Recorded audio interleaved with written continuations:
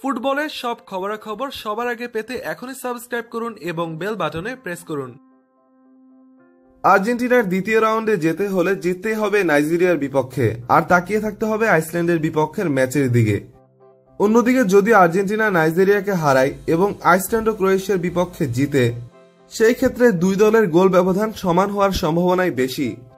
তখন দু দলের মধ্যে কে উঠবে দ্বিতীয় রাউন্ডে তা হিসাব করার জন্য হেড টু হেড গোল হিসাব করা হয়। সেই ক্ষেত্রেও আইসল্যান্ড ও আর্জেন্টিনার গোল ব্যবধান সমান।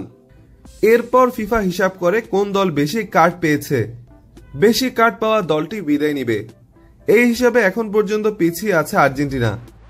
তাদের দলের 3 জন খেলোয়াড় হলুদ কার্ড দেখেছে, যেখানে আইসল্যান্ডের কোনো খেলোয়াড়ই হলুদ কার্ড দেখেনি।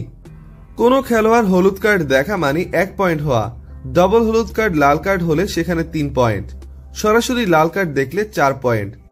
আর কোনো খেলোয়াড় যদি হলুদ কার্ড পায় এবং তারপর সরাসরি লাল কার্ড পায় তবে সেটি হবে 5 পয়েন্ট।